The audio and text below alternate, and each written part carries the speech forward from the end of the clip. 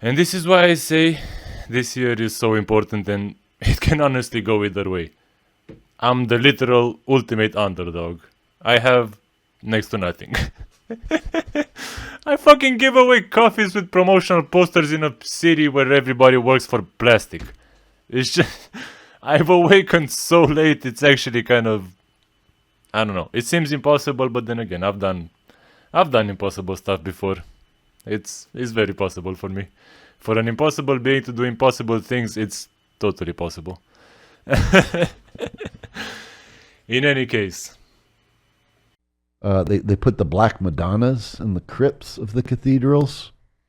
This was hearkening back to the Temple of Isis, where they had their Grand Commandery in Egypt, where they had the granite or the basalt statues of Isis with the young child Horus on her lap.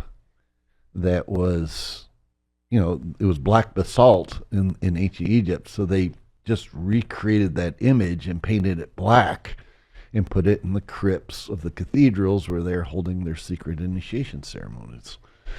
And it was to hearken back to that origin in Egypt.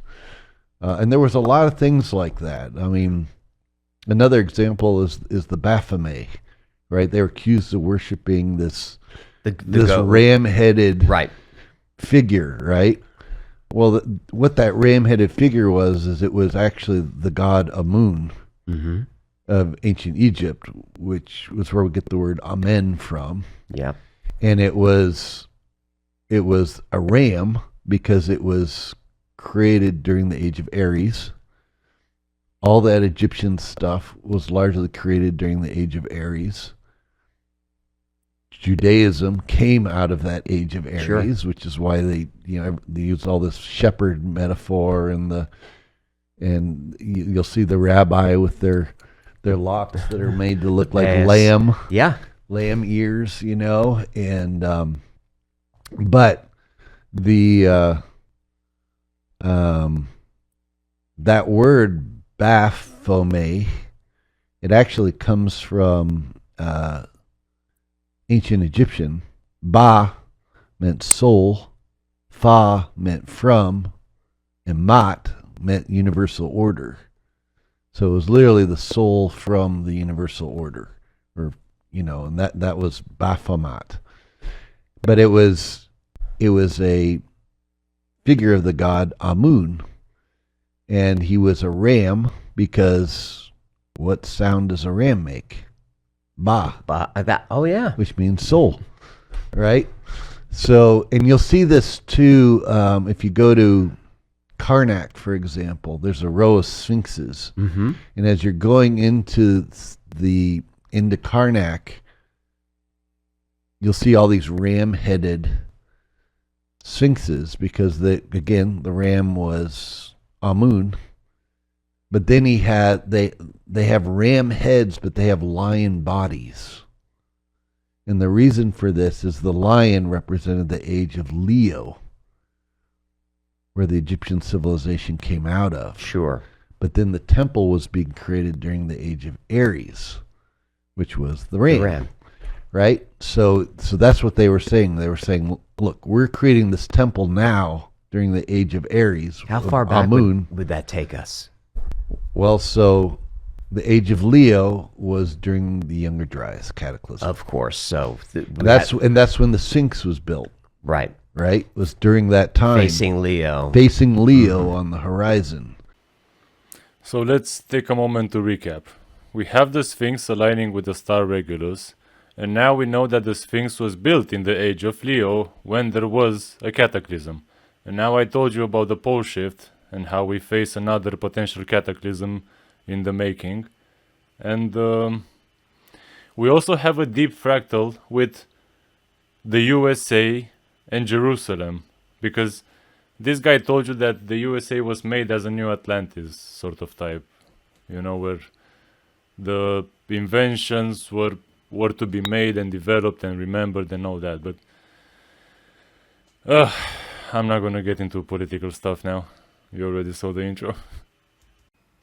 We have to consider when the USA was founded.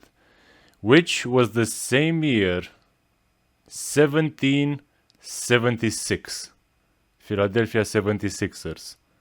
It's also why the 7 plus 6 equals 13, and in the US there is no 13th floor. Friday the 13th is highly demonized.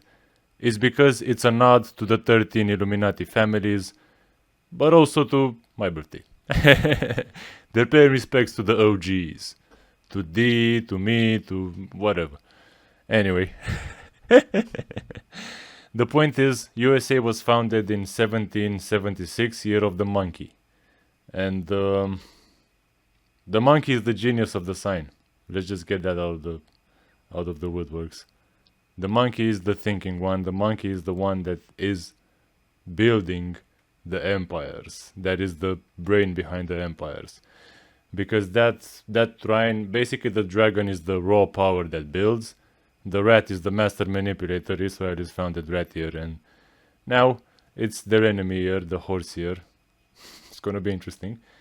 And the monkey, I just told you, is the general, the brains behind the operations, the thinking. And I want to tell you a little bit about me.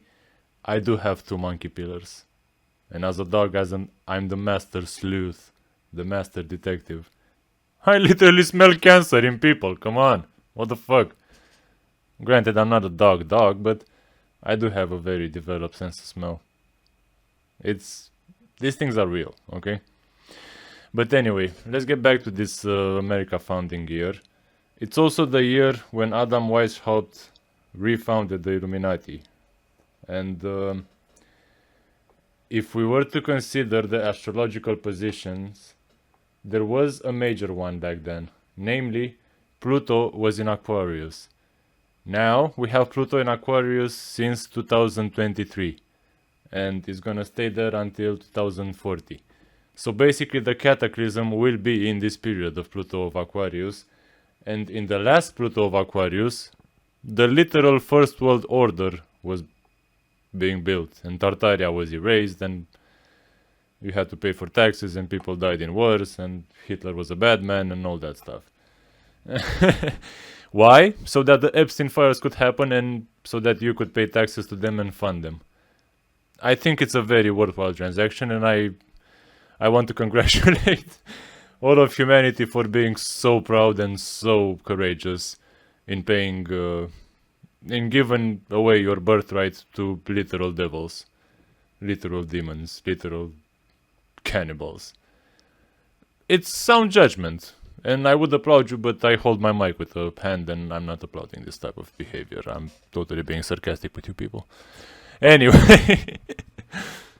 Let's talk a little bit about the controversial stuff regarding religious artifacts. Sure, absolutely. I mean, I've been following you for a long time. I don't think you can get away from these anymore. So there were, other than the arks, there were other artifacts. One of the things that was discovered in East Jerusalem, in the area, it's now referred to as the Talpiot tomb. There was a tomb in East Jerusalem that was discovered that had ossuaries in it. And these ossuaries contained the bones of Jesus, Mary Magdalene, John the Baptist, and their children. And I say their children because it was also... In 2017, a genetics lab in southern France ran a routine DNA test and accidentally detonated a historical landmine. 7 families, different surnames, different coastal towns scattered across the Mediterranean. No shared stories, no contact. Yet their mitochondrial DNA matched perfectly, tracing an unbroken female line back to a single origin, 1st century Judea. Their blood remembered what history tried to bury. For 2,000 years, the official story said Mary Magdalene died alone, silent, childless, case closed. Except parish records, port registries, and Inquisition transcripts tell a very different story, one written in names, ships, and survival. From Marseille to Barcelona, from Ephesus to Alexandria, the same surnames kept appearing in the same places. Ancient port cities tied together by maritime trade routes, Magdalon, Madeline, Magdala, not devotional names, family names, names that traveled only by sea, only through women, and only where ships could carry them. Why ports? Because ports meant escape. Shipping logs from the 1st century quietly record Judean women arriving by boat in the exact years tradition places Magdalene's flight. Medieval monks wrote down the same story before their monastery mysteriously burned. Inquisitors later hunted the same families, asking one obsessive question: did the Magdalene bear children? Answer: yes. And you burned. Archaeology deepens the problem. Beneath a basilica dedicated to Magdalene in Ephesus, researchers found a 1st century Jewish family tomb. One name still visible under infrared light: Miriam from Magdala. Meanwhile, genetic studies published in Europe revealed that these coastal families preserved a rare maternal lineage for over 1,000 years, marrying within the line, protecting it like something sacred. That's not random migration, that's strategy. Oral traditions survive. According to our records, Templar records, Mary Magdalene was married to John the Baptist prior to Jesus, and that they had children. And when John the Baptist died, when he was killed, Jesus then took on the responsibilities of John the Baptist. Because John was the earlier Messiah. Right, exactly. And Mary was the financier. She was a very rich woman. In fact, her name, Magdalene, comes from Magdal, which meant tower. And it was she was the woman of this tower. She had a lot of wealth. And so she was funding John the Baptist, and he was meant to be the original Messiah figure. And then when he was killed, Jesus took on that role. I want to ask you about that. I want to set this up just for those listening, because it's an extraordinary claim. In 1945, the Gospel of Philip was found in ancient Egypt, which Mary Magdalene is featured very heavily and considered Jesus' favorite disciple. Right. There's even a passage of them kissing. Right. Yeah, he used to kiss her on the mouth. Yes. It says, and these were, and by the way, again, when the Templars were doing all of that research in Egypt 1,000 years ago, they discovered some of these clay jars, Nag Hammadi, where all the Nag Hammadi scrolls were found. Right. That's about 5 minutes from the Valley of the Kings. It's right next to it. People don't realize it is right there. I didn't know that. And so all of that research that the Templars were doing in Luxor, which is just right outside of the Valley of the Kings, and then they were going into these tombs in the Valley of the Kings. They were going into that whole area of Nag Hammadi, and they found some of these texts, which is also part of what they brought over to the New World, and it supported their Gnostic belief system that the Templars were secretly practicing at the time. And Gnosticism is it comes from the word gnosis, which means divine revelatory knowledge, and it was the belief that anybody through their own efforts could tap into this universal consciousness that was referred to as the Christos. And so rather than Christ being the last name of Jesus, like I think many people think Jesus Christ is like his last name, Jesus, when he was speaking as the Christ, he was speaking as this universal consciousness. It could be argued that he was a Gnostic in a sort of way. 100%. And not only that, but according to our Templar belief, Mary Magdalene was quite possibly a priestess of the Isis tradition of Egypt. And Mary Magdalene represented what was known as the Sophia, which was wisdom. Yeah.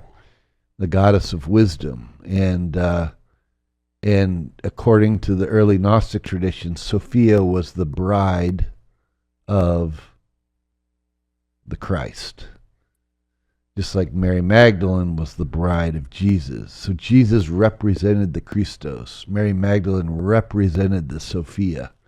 And their story was really the story of the journey, the spiritual journey of every person who incarnates on this planet, who is a soul, who incarnates into matter, who gets lost in it, eventually works their way out of it. They come to marry or unite with the universal consciousness, and that's where the escape is from this prison planet. Sure. Right. Or we're here to learn, have experiences, and bring it back to the Christos. Exactly. Yep. So that's Gnosticism in a real nutshell. I mean, there was a belief, the Gnostics believed that this planet is a prison planet until you wake up. And then once you wake up, you can choose to incarnate back here to help wake other people up, to help other people escape the cave, from the Plato metaphor. Or you could choose to just continue to reincarnate to have experiences, or you could also choose to not reincarnate anymore and to exist in a different realm of light that's beyond this dimension. Well, we have got about 10 minutes left for the next break, and I want to get into Gnosticism, alchemy, and all of that, Emerald Tablet. Yeah. But let's finish up with the bones. Where did you find them? How do we know? So the Templar Order, they've discovered this tomb clear back during the Crusades. That was was known as the Talpiot tomb, and they removed all the bones from these ossuaries, and they took them.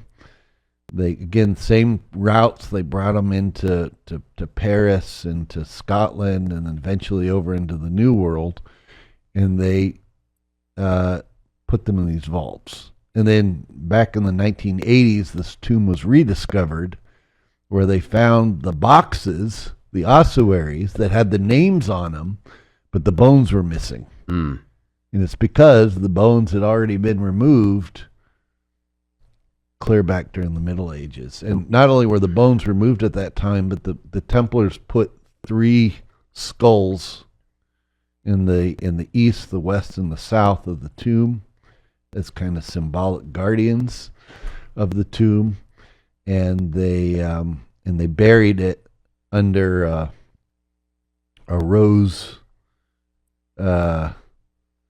garden.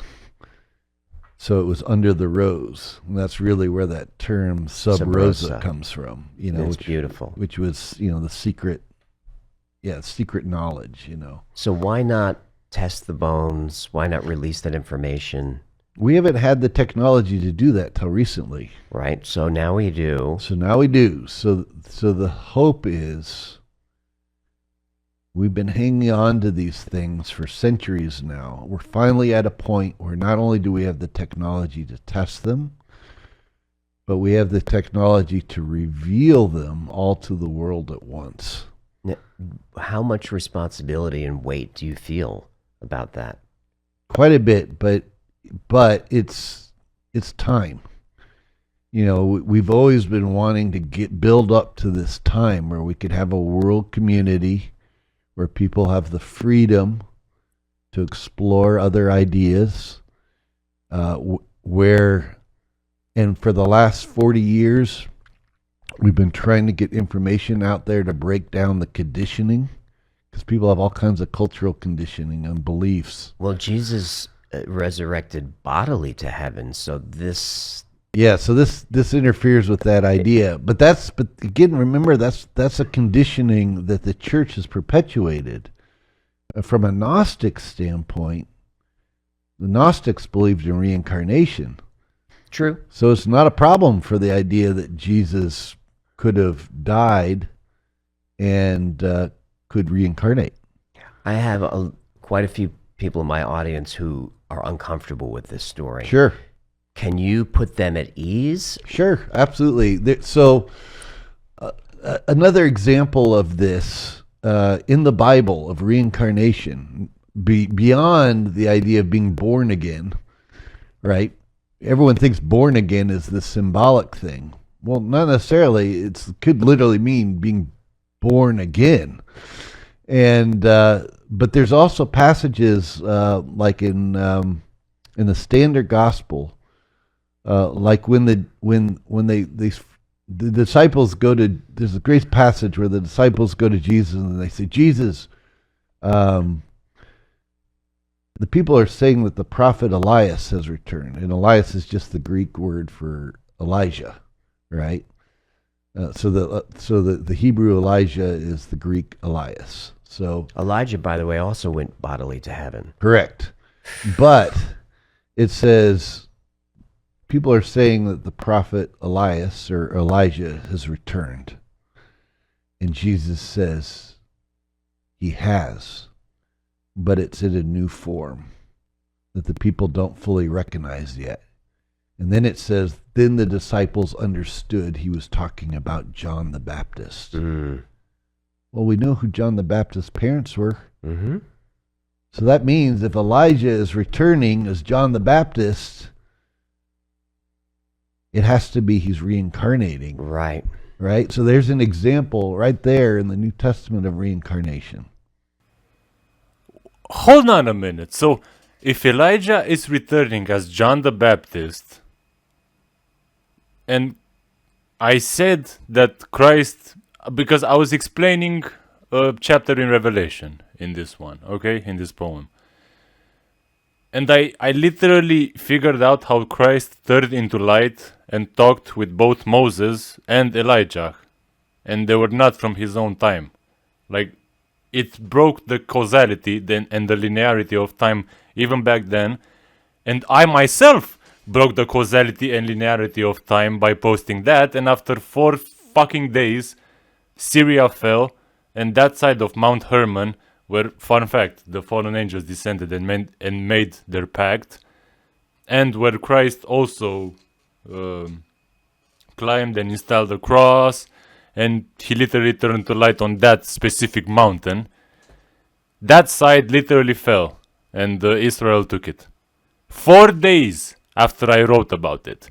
And now you're telling me Elijah, the guy with whom Christ spoke as light, reincarnated into John the Baptist? Man, I'm so fucking confused, honestly. I made this, and I am so confused. I cannot even begin to comprehend how you people must feel when I bombard you with all this information, but I mean, if a tree falls in a forest and nobody hears its fall, did it really fall? This is kind of how I'm living my life with my quote-unquote miracles. Somebody has to know I did them.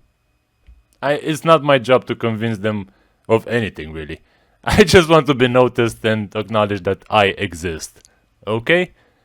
Okay.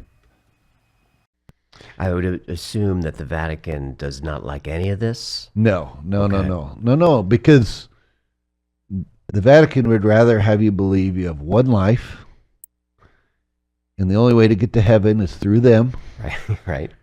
which is good business, Sure. right? I mean,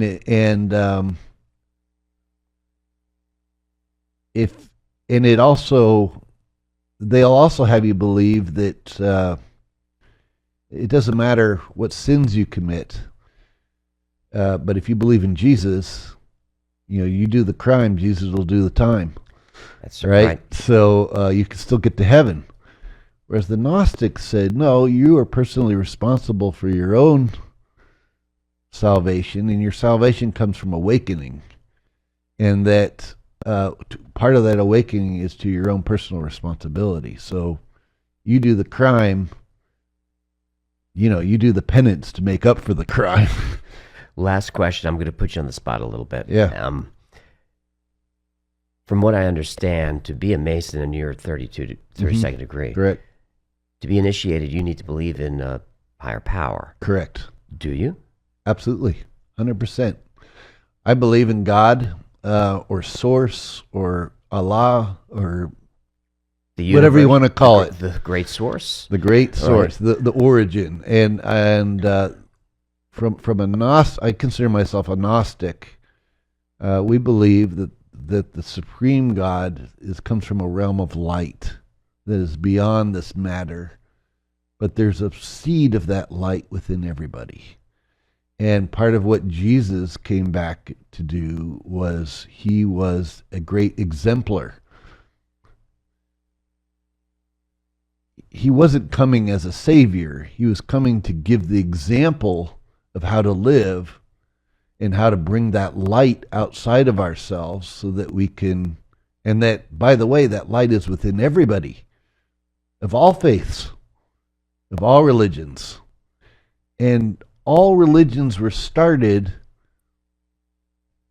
through a Gnostic experience, a revelation. Certainly. And so then that person became the prophet that started those religions, but that they're all telling the same story and they're all pointing to the same source, and we are all connected by that light. And this is why the Templars believed in freedoms come from God, and they come from that source. And that this is why they also believed in democracy. Sure. Right? Because it's inherently within us. And so we all have that right to have a say. So when Jesus was performing miracles. Yeah. And he said, "Verily, verily, I say unto you, these miracles you see me perform, ye shall do also, and those even greater than these." He was being an exemplar for it, and that we all have that potential within us. We all have the potential to heal. We all have the potential to awaken to this higher consciousness. And that would be sort of my message to anyone who's uncomfortable with this is Jesus, I think, gave us a great gift with what he's passed down. Yeah.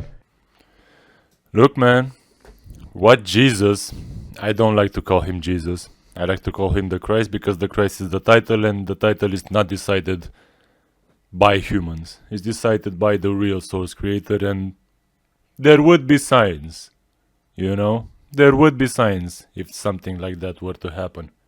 Again, modern Christianity and modern priests go to school for their ministry degrees. Who issues these degrees?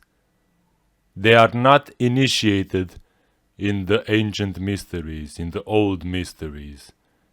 Because religion, relegare, to relegate, to centralize knowledge within a one singular body, it was actually an invention of the age of Pisces, where a symbol to have all the fish, because that was the symbol of the Christianity, the fish, ictus, It was the age of Pisces, and they needed a symbol to gather all the schools of fish into one singular figure.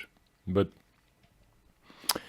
now we have the age of Aquarius in which we are in, and if you were to quote Luke 22:10, Christ literally hints at a man carrying a pitcher of water entering into the house, literally hints at the age of Aquarius, at the house of Aquarius, as the proper time of his arrival. So we have now one prophecy from Chris Bledsoe and the lady and all that, and another prophecy from Luke, And I don't know, man. I don't know.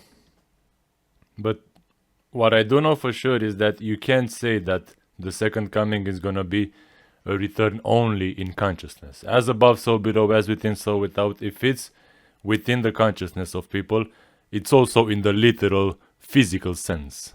Okay? I'm glad that we sorted that out. Let's get back to the episode. Atlantis, Anunnaki, and all of that. So watching you contribute with Randall Carlson has been very exciting. Randall's great. So Atlantis, what's your take on it? Yeah, so definitely from a Templar perspective, we believe that the Templar story is, look, Atlantis was this advanced civilization. It was a worldwide network. There's some debate about where that center of activity was. Randall certainly believes it was in the Azores.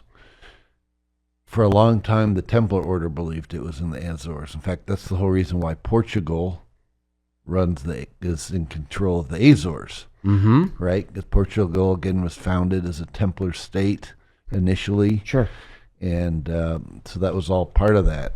I think some of Plato's writings lines up with that. It does. And Randall does a great job of showing all that. But, when it collapsed, we believe it was right when Plato said it was, which was 9,000 years before him, which was right at the Younger Dryas Cataclysm. Sure. We know that the ice shelves, there's 3 miles of ice that went from the North Pole all the way down to Chicago in North America. But you also found this in Europe, and it all melted rapidly. There is something very interesting about the ice. Ice is basically a way in which hydrogen and oxygen storage information. So when the temperature goes down, what happens between the molecules is that they structure in the Metatron's cube. So they start to create information, and that's why you see every snowflake in a very different way. They are unique. So basically, it's like different words, different data that is being storage. So the more ice we have, the more connected to the information we are. You believe in the impact theory? Yeah, Okay. I do. I think so. There's 2 theories out there. One is that it was solar flare.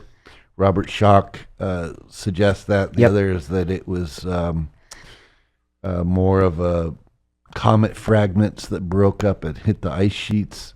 Graham Hancock certainly pushes that one. I'm torn, but It could be both. Yeah, it could be both. I used to work for the space labs up in Boulder, Colorado, and we created a satellite that was called the Advanced Composition Explorer satellite, or the ACE satellite, and it still exists. It is it sits at what's known as the L1 point, between where the gravity of the Earth and the gravity of the Sun is equal. So it just sits there in space and it looks at the Sun 24/7. Right, the Lagrange points. Yeah, and what it's looking for is solar flares, so that we have an early warning detection system. Those terrify me. Right, because in all probability, we may have another. There was a Carrington event back in the 1800s. Yep. And it just fried all. There was a solar flare. It fried all the telegraph cables. Sure. Set them on fire, electrocuted operators. But that was pretty much the extent of it. Right. I mean, there wasn't an infrastructure based on electricity back then. If that same event were to happen today, the government estimates that within 2 months, 80% of the population will be dead. No question. Because everything we depend on. I mean, you're not going to be able to use your computers, your phones, your cars, everything, pumps that pump water and sewage, those will stop working. It'll be a mess, right? And it will happen at some point. Sure.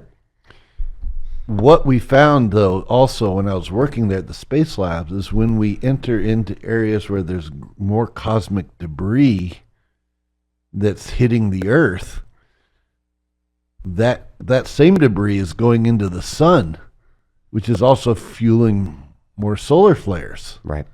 So it could be both. We could have had these cosmic fragments that were hitting the ice caps, and they were also going into the sun, triggering more solar flares at the same time. So it doesn't have to be one or the other. It could be both. But what we do know is, regardless of what was triggering it the most at the Younger Dryas, it was melting the ice caps rapidly. Sea levels rose 300 feet.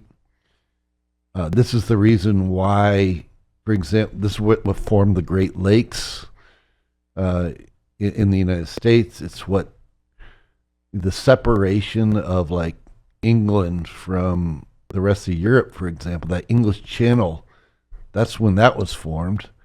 You can look at the bottom of the English Channel this day. There's still the foundations of houses down there because that was all above water. I at didn't one know point in that. time. Oh yeah. Okay.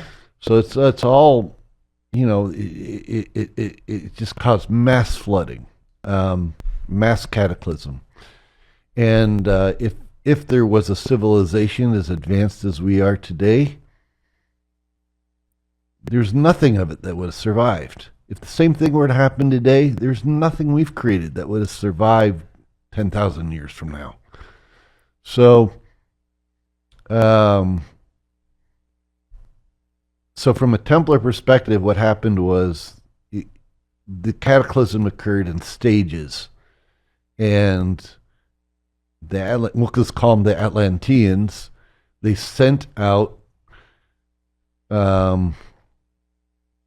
pockets of survival into certain places where they tried to bring their technology and their knowledge Did they where know? it could be preserved. Did they know that this was coming? They knew it was coming on some Okay. level, and they couldn't stop it. Right.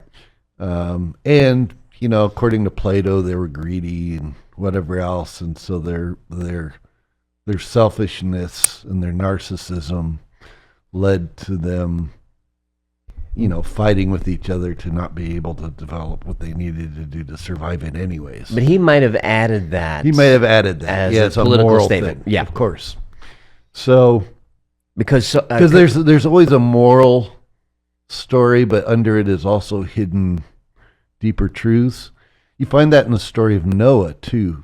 To give an example, in the story of Noah, the earth is obsessed with its physical senses. Along comes a flood, right? And then Noah lets birds go into the air to test if there's land somewhere. Eventually, after 40 days and 40 nights, he lands on Mount Ararat, and he makes a burnt sacrifice to God. Well, these stages correspond to alchemical stages of earth is associated with physical association. Water was associated with emotions and was kind of the next stage of alchemical work, was associated with digestion. Air was the next stage. Noah lets birds go into the air. And then fire was the last stage, and calcination. And Ararat is a Sanskrit word that means illuminated one, right? So contained within this story of this cataclysm was actually this secret science, you Right. know, of awakening. And so that's what these ancient myths used to do. They used to incorporate both sacred knowledge and history, but in a story, you know, that could be any child could, you know, enjoy, you know. So, but because there were all these myths, these same flood myths all over the world. I mean, the Templars figured that out pretty quick. So they figured out there must be something to this. And so the Templar Order, according to the secret tradition, the Templar Order was secretly founded to go regain the technologies and any lost knowledge that was being preserved from this pre-Diluvian civilization. Did they find any? They did. They found the arks, they found manuscripts, and they found secret knowledge. Well, I guess that to understand this and to compare it with something more relatable, I would say we have to think about when someone goes to sleep or when someone is trying to wake up. So there are certain cycles on the planet that takes thousands of years that requires for some resting. And a glaciation is kind of a resting, actually, for the planet. Can I just hold on for you're saying glaciation, aren't you? Yes. Yeah, so we're talking about the Ice Age. The Ice Age, yeah. Yeah. Just want Yeah. just Yeah. for those people who maybe don't speak English as their own native tongue, like yourself. Oh, yeah. Okay, yeah. The So, Ice Age. Ice Age, yeah. So the ice age are moments in which the planet is trying to readjust.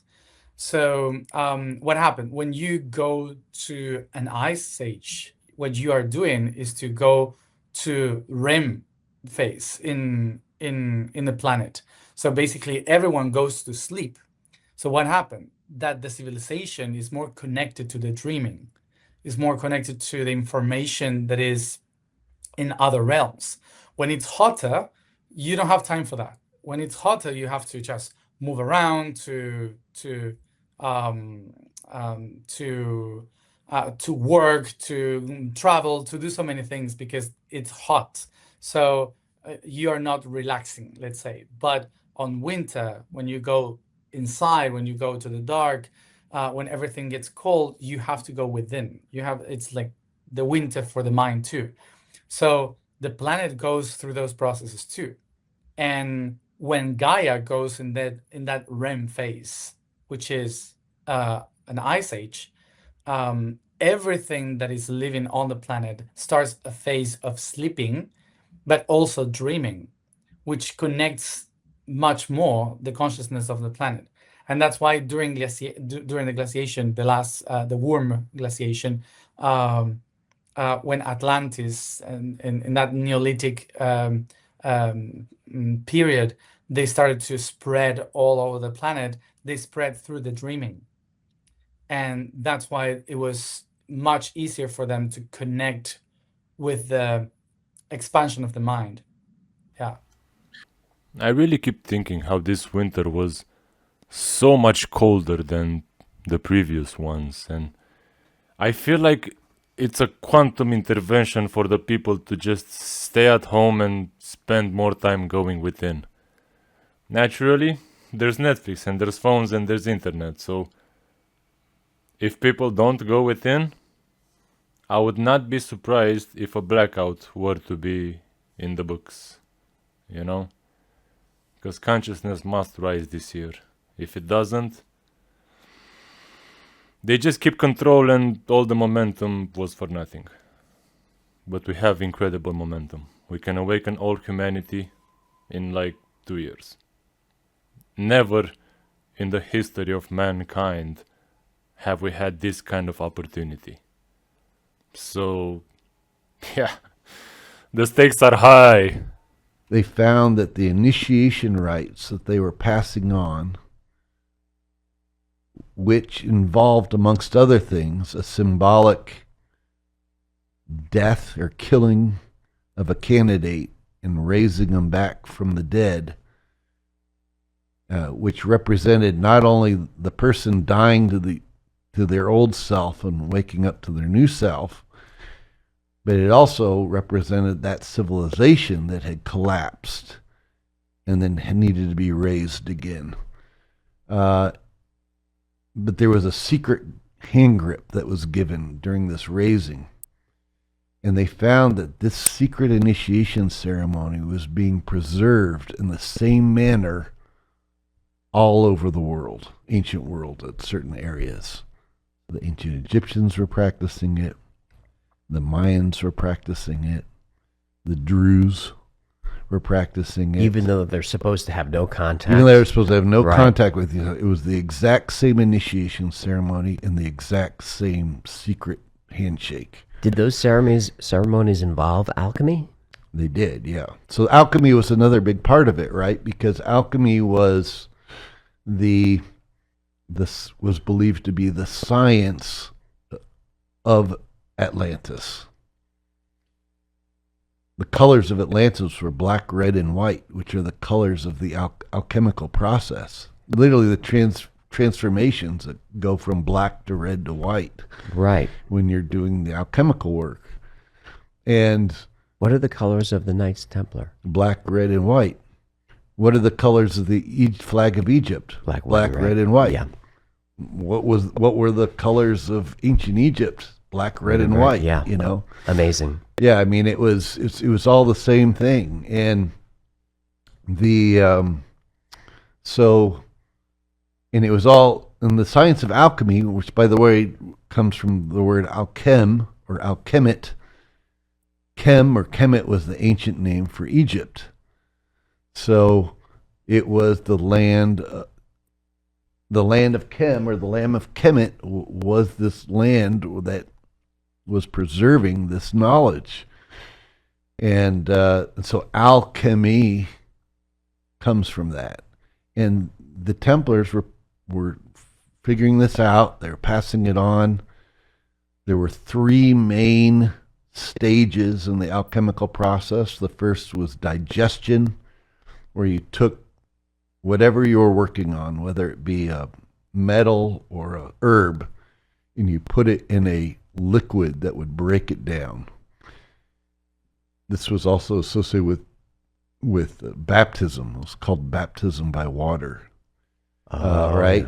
Yes. After which it would change and it would turn black. When it did this, it was known as caput mortem, which means deadhead. All right, so let's talk about John the Baptist for a minute. What did he do?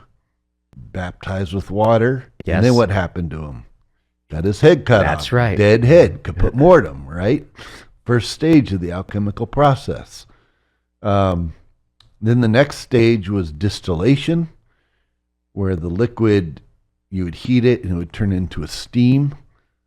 And then you could collect that steam and it would have within it the volatile chemicals, whether it be oils from an herb or oils from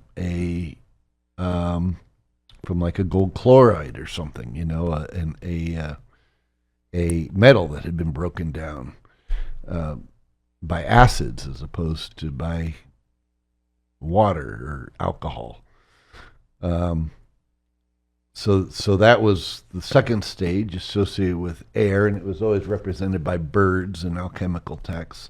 And then the last stage was calcination, or fire, where you burnt the original material down to its ashes and you extract the secret salts out of them, which was the hidden mana, or these monoatomics. Yep. Right? And then you could combine these processes together to create this new elixir that was more potent than the original thing you started with, right? And that's how you create all medicines are created this way, but all metallic transmutations are created this way too. So, and the original thing you were working on was associated with earth. The digestion was associated with water or liquids. The distillation was associated with air.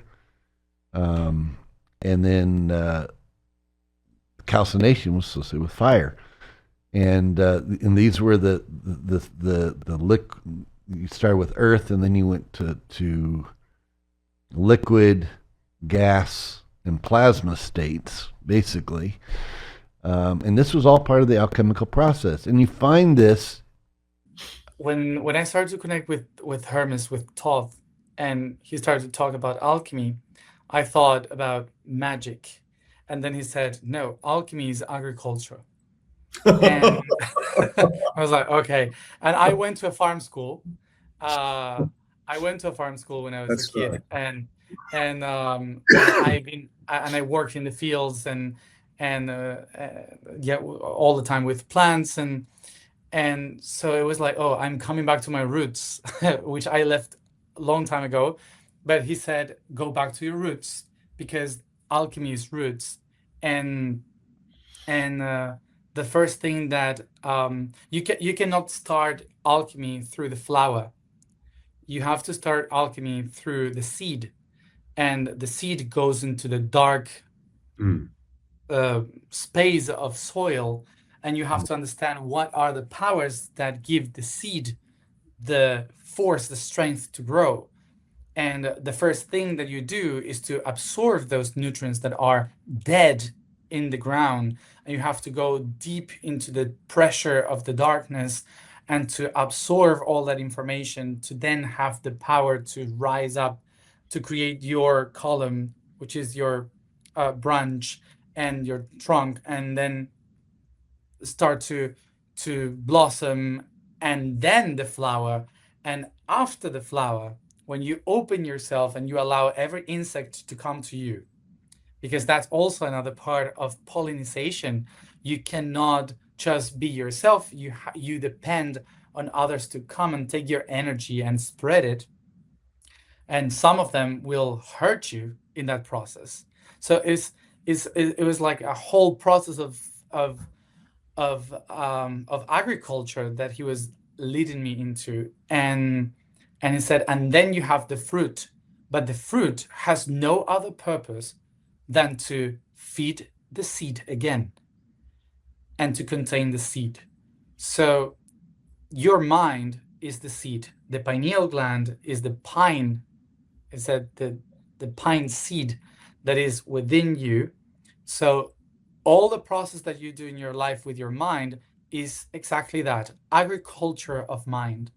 So you go through the darkness, you go through the pressure, you understand the components that you have inside, you go back to your roots, and after that you absorb everything to grow.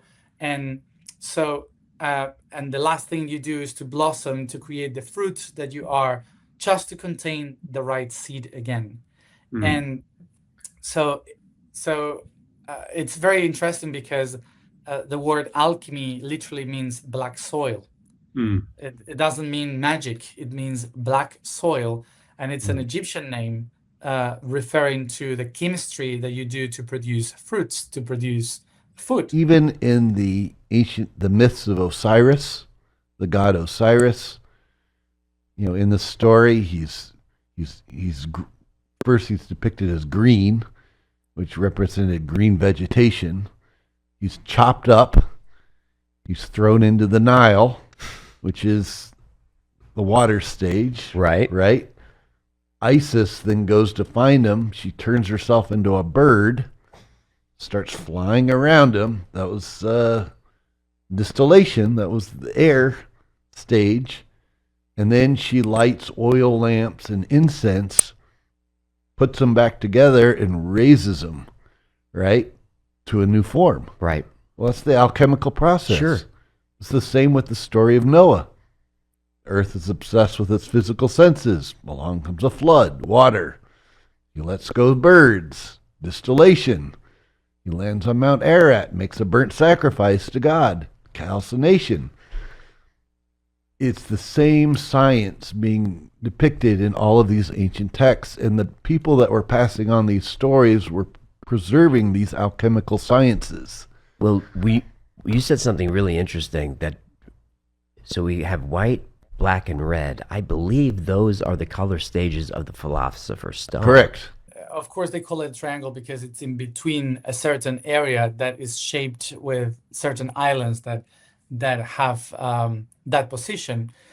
Here, of course, it's not a triangle, but it's more like a square. So if you see it from above, it literally is like a square from above, like if someone built a city in a square shape. But actually, it's too big to be a city. And I don't believe it was literally a city. What I remember about those places is that is the creation of a grid. So it's like a mapping for the navigation of the entire planet. It's like a technology where you kind of can move in that area and you are actually traveling throughout the entire planet. So you don't have to actually be, I don't know, like going to different places, but being there, you can actually move your pieces. Let's say it's like a board for navigation. And when I say navigation, it's not about boats. It's navigation, I mean the energy of the planet. Yeah. Well, that opens many, many questions, of course, and which we'll get to in a moment. How did they travel? Because we're talking largely about what we today call astral travel or out-of-body experiences of traveling, of how consciousness in total, not just this, but the whole holistic nature of consciousness was used in a certain way. So what was the internal technology that they had, which I'd like to get to. But just to rest on the point that you just shared with us. So the the influence of the square, which is interesting in sacred geometry and what it appertains to, what it means. Of course, that I'm assuming that you're saying that their definition of that, that their awareness of that arose from the very natural tectonic plates and seismic lines that were already inherent within Mother Earth. And, exactly.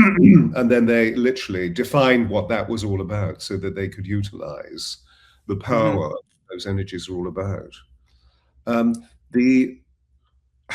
If you were to describe the state of Gaia at that time.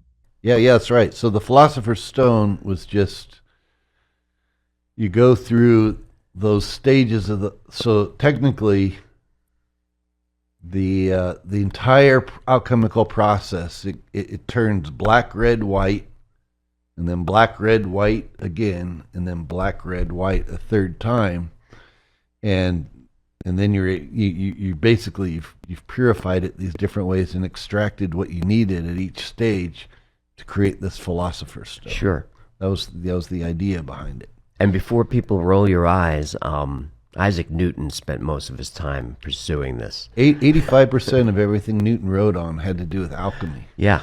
You know, I mean, it was just the 15% was on gravity or whatever. but even that was tied into alchemy. He was noticing that there were under the, when he zoomed down on the elements and metals, he found that there was these secret forces that were acting, which we now recognize as like covalent bonds and stuff that were forming between things. But there were these secret forces that were that he could see under the microscope, and he also saw those same secret forces happening between the planets above. So he rationalized, according to the Emerald Tablet, as above, so below, that there was a force that was happening both on the upper and on the lower. Sure.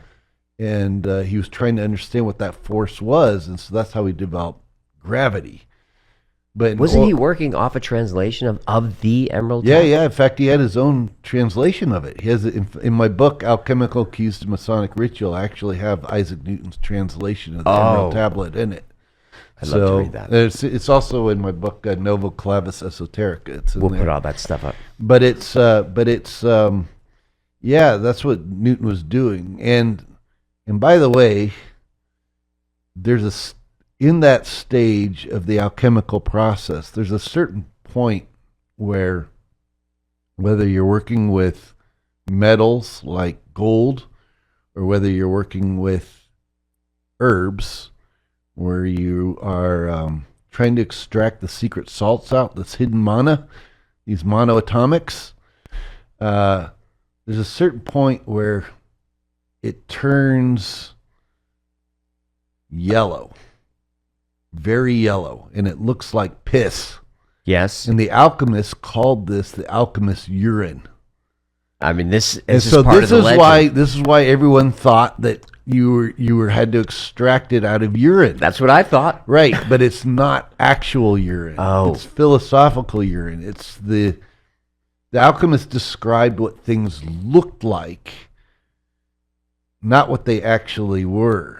So it looked like urine, so they called it urine, or same reason why they called, when they first started digesting an herb and it would start to turn reddish, they called it menstruum.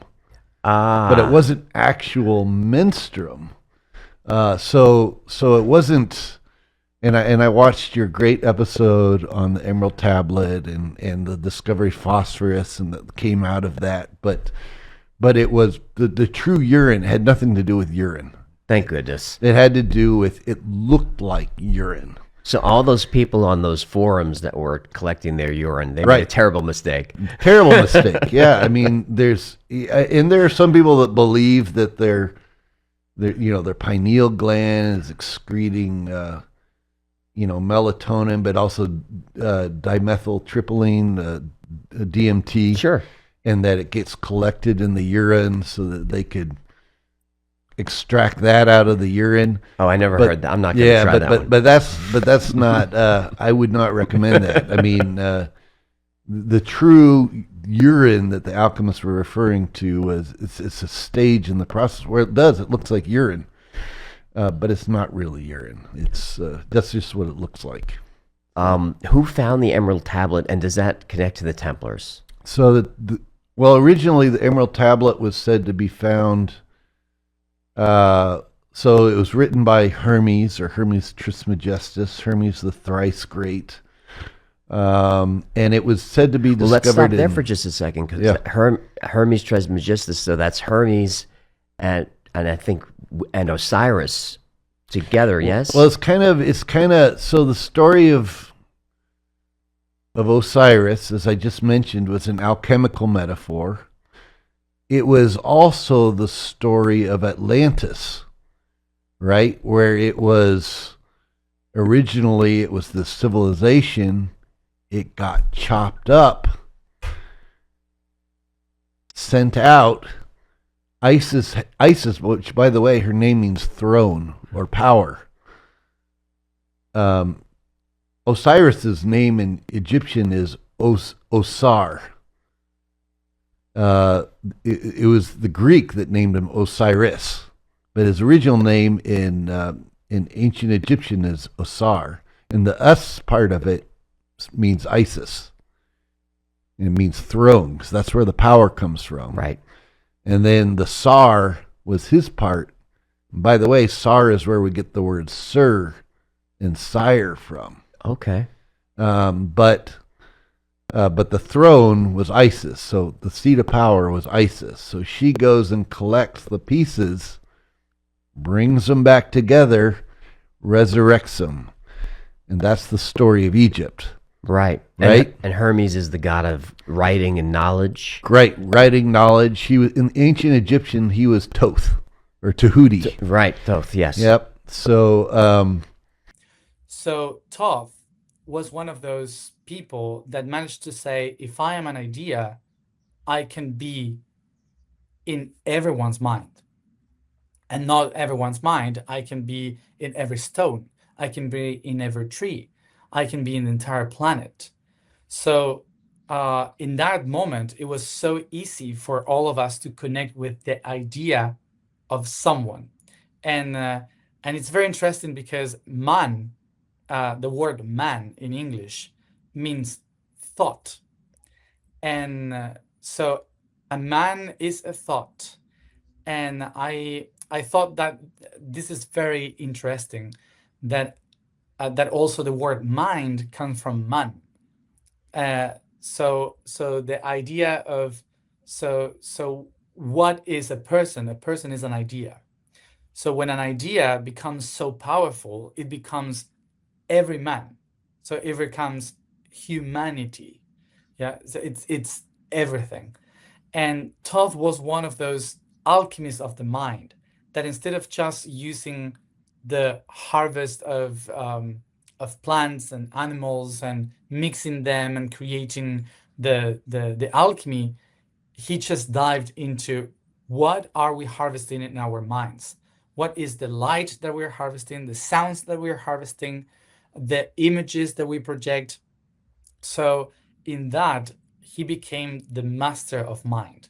He became like the one writing the game of humanity, because he described how to use the mind to connect with everything. And of course, this is a very tricky moment for the Atlantis civilization, because that's when most of Atlanteans started to say, if we can access that power, then we can control mind. And how you control mind? Well, it's very easy through something that is to relegate every mind instead of remember every mind. And that's a very big difference. So when you remember, which was what Thoth was trying to do, you put all the members together.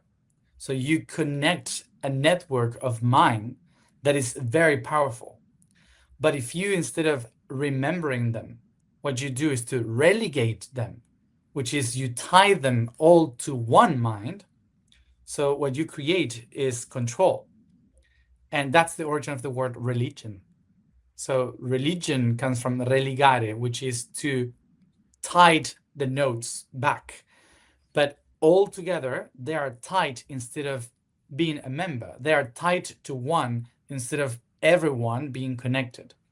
So that's a very tricky, fine line in how do you control the minds of others through what you say, through what you see, through what you hear, or how do you remember everyone by listening correctly, by observing the reality correctly, by saying the words in a proper way. So Thoth was giving the world the power to remember, and remember is not about the past. Remember is not about, oh, we have to remember what happened before. Remember is about consciousness. It's about how everyone recognize, oh, I am a thought, and if I am a thought, I am a man or a woman, yeah, which is the creator of a thought. That's a woman, the womb of a thought. So if a man or a woman becomes the idea, so now I become a network of ideas, which is consciousness. So that's why it's so important to remember who we are in all of this. Who am I? Where I come from? So I empower myself, I empower my thought, so I can be part of remembrance. I can be a member in all of this, a memory in all of this. So I already told you that I like to call him the Christ, not Jesus. But for this and this reason only, I do love a lot the Romanian name for Jesus, which is Isus, because if you put a little breath in between, if you put that little pause of life in between, you get Isus is us. And I think that's super smart. That's so... Apparently even Romanian is coded, so that's pretty cool to see. Anyway. And by the way, that story of Osiris also symbolically represented from a Gnostic standpoint. It represents the path that we all go through, where we come into this world, we incarnate, we see everything in pieces. They're as separate. And it's only when we're able to put them all back together again into the oneness that we have the understanding of that we're all a part of this universal intelligence. This is why I need you here for 8 hours. Yeah. So that's another side. But so the Osiris myth represented all these things, right? Okay. And the pharaohs used to go through an initiation rite where they would be symbolically killed, like Osiris, and then brought back. And by the way, this is what Templars believe Jesus was doing with Lazarus. He was initiating him, because in Hebrew, Lazarus is El Asur. Well, El is the Egyptian article for God, and Asur was the ancient Egyptian name for the god Osiris. And he was raised in Bethany, or in Hebrew, Beth-Anu. Beth means house in Hebrew, and Anu was the ancient Egyptian abode of the dead. Right. So you literally had Jesus raising the god Osiris in the house of the dead, which was either a metaphor or it was an initiation rite. And we think it was an initiation rite because Templars continue to do that same initiation rite. And we're not the only ones. The Mayans continue to this day do that same initiation rite. And you're raised by the same grip, the same hand grip. Was one of the main designers of this culture that tried to empower that. And others, they started to use his technology of the mind to control, to manipulate, to control people, so they can harvest more power through ideas. And that's what we have today. Today, it's not about money, it's not about resources, it's all about ideas. Who controls your idea controls everything. And Thoth appears to many of us saying, remember correctly, go to the right alchemy of the mind. And yesterday, no, 2 days ago, I was meditating, and suddenly I couldn't connect with anything, and the voice of Thoth came to me and said, that's because you have your intestines full with stuff. So I was like, okay, what does it mean? And he said, the power of the mind comes from what you eat. So if you are full inside of you in your body, your mind cannot be free.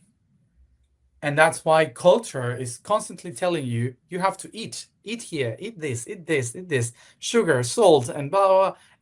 And you connect with the people because you eat, and so on.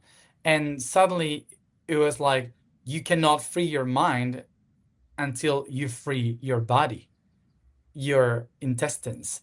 And it was very interesting to understand that the mind is everywhere, and how little things of culture are controlling us, not only in your mind, but in what you eat, in what you feel, in everything that you perceive. So he describes this like the biggest of the games of the mind. It's the labyrinth of mind.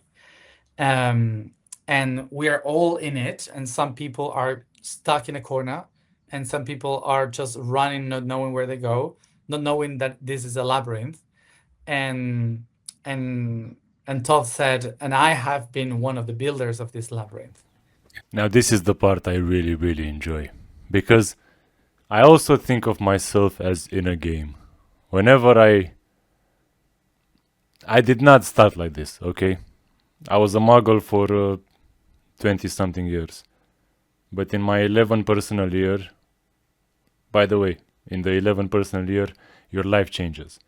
And my life did, because I discovered astrology and numerology, and I kind of deduced that if these things work, I mean, what are the implications of that fact, you know? Why do they work? And then I got into astrology more, and then I started to remember all the John Dee stuff, and then I started to remember Solomon's sigils as the circuit boards that make up the technology, and then I connected the black scrying mirror from John Dee with the obsidian and the fallen angels and all that, and the demons trapped in the circuits with the mobile phones with the whatever black screens that we have nowadays, and the hive mind, even the blockchain network, how it's structured and made, even the neural network that we have as humans, it all mimicked the mycelial network, and then the mushroom was the fruit of that. And hearing this with the farming, that the fruit nourishes the seed, well, mushrooms don't really have seeds. Mushrooms have the spores. These are the seeds, you know? And it's just crazy. It's so crazy to me that it kind of all clicks together. They literally hid an empire where we had timeline access, where we had this understanding of the non-linear time, of the non-Saturnine matrix, whatever, restricted archon paradigm in which we operate. Away from all that, with free energy, with clean air, even for heating. You know, you might ask, okay, it's a winter. How do you heat up whole castles in the winter? Don't you have to have plumbing? No, because in the past we had... No, actually, let me ask you a question. Where do you think the word radiator comes from? We have the element radium, the 88th element, might I add. Radium radiates. The radiator radiates heat. Radium is basically a very cheap element that nowadays they lie to us that is very dangerous and unstable just to block you from buying it and owning it. But that element literally radiates heat, is incredibly clean, you don't have to burn anything. And it was used in the fireplaces And the fireplaces that looked so modern and so amazing, made out of stone and all that, had no chimneys. So the chimneys are actually a lie. There's something to cover the antennas. Because there were antennas that were connected to this, and these antennas had a pool of mercury, and they were lined with copper. And actually, when an electric current goes into the mercury, it creates a vortex, and it can spin it can spin clockwise or counterclockwise, depending on the voltage. It's pretty insane stuff, but yeah, we had a magical world, and they erased all that. And if you actually chose AI slop to watch on TikTok over remembering who the fuck you are, sorry, but you're kind of part of the issue here. I mean, why wouldn't you want a world in which you can teleport whenever the fuck you want, wherever the fuck you want? Why wouldn't you want that? You know that Harry Potter was actually a hidden documentary, just like The Matrix is. You know that, right? I hope you realize that. Anyway. Oh, this alchemy actually can create physical matter, physical things, but it's also the alchemy of the mind.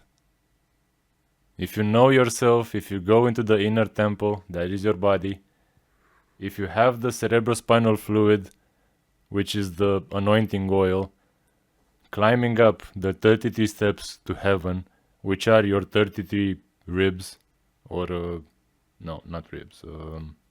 What do you call them? In the spine. 33 vertebrae. So you climb that ladder to heaven and you reach Golgotha, or the place of the skull, or the literal skull, or your brain. So the cerebrospinal fluids goes up into your spine and reaches the brain and anoints the third eye, which is your pineal gland, which has piezoelectric microcrystals in it that act as a radio receiver. And they also get crystallized if you have fluoride in your toothpaste or in your makeup if you're a female. I mean, I just summed it all up. Christ used to be the literal king. He used to literally rule over the world. But now we're in the short season. And in the short season, Satan basically argued that give me like 200 years and I can destroy the church. And he was given free reign over the earth. Nobody could stop him. Hitler tried to, but it was not his time. He had no chance. And the short season ended. But on a technicality, for the final judgment, they can actually plead that humanity, if humanity chooses them, as in the transhumanist spirits, as in Elohim, as in many beings, as in fucking frequency beings that LARP as light, that act as they are the light and all that.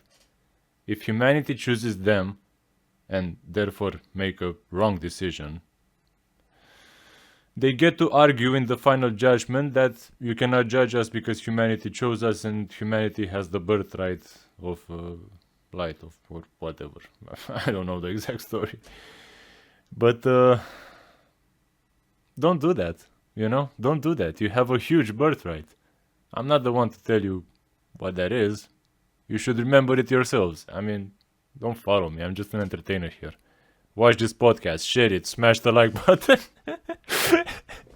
This is disgusting behavior, but sorry, I have to make some money. I have to eat something in this world. I used to only feed with light, but they cover the sun, so kind of hard nowadays. Anyway, man, this podcast is so long, but it's so packed with knowledge. Like seriously, you should listen and re-listen and share it with your very crazy friends if you have them. If you don't, you should create some very crazy friends because you'll probably need some to understand what's gonna happen this year. So anyway, let's get back. Yeah, And the Emerald Tablet. So the Emerald Tablet, supposedly it was originally discovered in Siwa in Egypt. According to tradition, Apollonius of Tyana discovered it. According to Templar tradition, Apollonius of Tyana was actually the Apostle Paul, and that Paul just is short for Apollonius, which just means little Apollo. Right. Right. And that, but that's a whole nother discussion. But supposedly he discovered this tablet, and at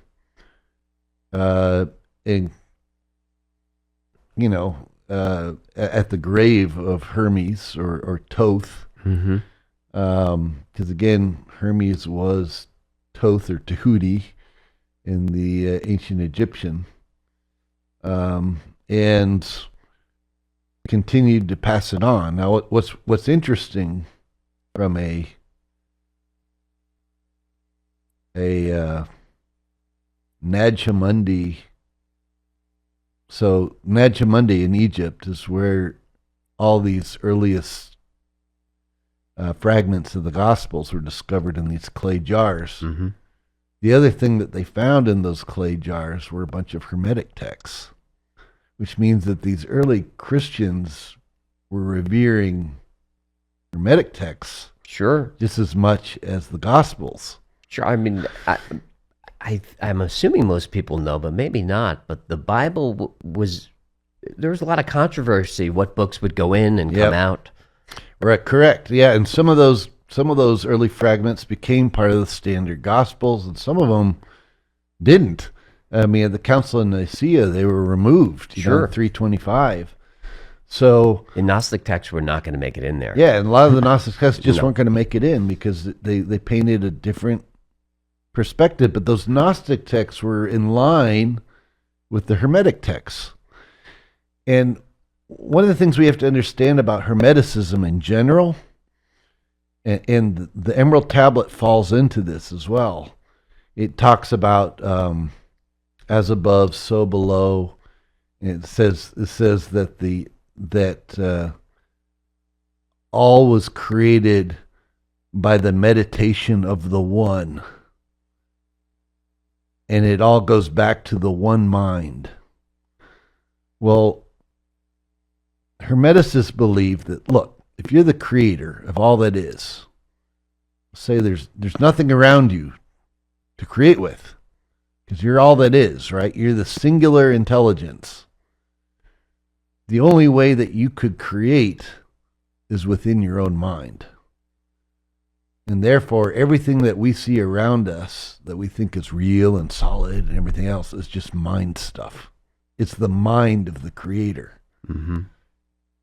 And of course, 20th century physicists told us this. I mean, people like Maxwell Planck and Heisenberg and others, they all said the more they look at the foundation blocks of matter, the more they appears that we're living in a mind. It's all mind stuff. Sure. If you can explain the collapse of the wave function, then go get your Nobel Prize. That's exactly right. That's exactly right. But it's completely in line with the Hermetic text. Sure. And of course, this is completely in line with the things Jesus was saying too. You know, I mean, this is how you would perform the miracles. Because if your mind is a part of the greater mind, and all matter, so-called matter, is just made up of mind stuff. What language is the tablet in, and who created it? So supposedly this original Emerald Tablet, which has never been found, but has been translated over the centuries, was written in Phoenician. Oh, okay. So Phoenician, the thing we have to understand about Phoenician is the Phoenicians were basically the cousins of the Egyptians. In fact, even Osiris, when his body finally, the parts of his body were reassembled, it was in Byblos, which was a Phoenician city, right? But the Phoenicians, and by the way, if you look at the hieroglyphs for the letters, the simple letters, the standard letters, not like complex hieroglyphs that explain different concepts, but like actual letter forms. You look at the Egyptian hieroglyphs, for example, the Egyptian hieroglyph for the letter M is an owl, right? And if you look at the Phoenician letter for the letter M, it looks like the head of that owl.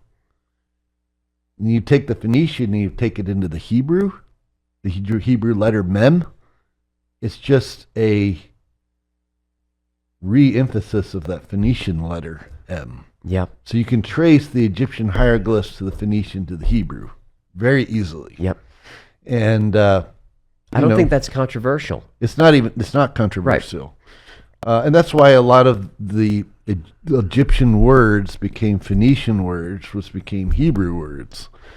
And even to this day. So, but the Emerald Tablet was originally said to be written in this Phoenician language, but was found in Egypt, and supposedly, and then translations of it had been copied for the last several thousand years, going all the way back. Some of the earliest sources were Arabic sources copying it, and then later people like Sir Isaac Newton were making their own translations of it. Could the Phoenicians have gotten that information from the Atlanteans? Possibly. I mean, again, the Phoenicians were kind of like the cousins of the Egyptians, and they were both believed to be the same, essentially the same cultures. They even had the same gods. I mean, like Thoth or Tahuti of ancient Egypt was Tuat of the Phoenicians. So it was, and the Egyptians, even the Phoenicians, said that their chief god was known as El-Elyon, which just was this god of light. And the same El-Elyon was probably the Aten of the Egyptians, that was the secret one god, that all the gods were said to be a part of, and in the same way, even today, like within Christianity, we have the archangels, but if you break down the names of the archangels, like Uriel, for example, El means God. So Uriel means the light of God. Raphael means God heals. Right. Gabriel means the strength of God. I didn't know that. Yeah, Michael means is like God. So they're all aspects of God. Sure. Right? They're just like, so if you want to pray to the healing aspect of God, you pray to Raphael, because that means God heals. Right? So Raphael is the archangel that delivers the message that you need healing to God, according to standard modern Christian theology. But if you really break down the Hebrew roots, it's like these are their own beings, but they're aspects of God. In the same way, ancient Egyptians believed that the different Nibiru, the different gods, were aspects of the one God, And that was the great secret that Akhenaten revealed and then got in trouble for. Oh, yes. I've always had this subconscious feeling that everything since the 18th century is unreal or illusory, a sort of grotesque nightmare or caricature.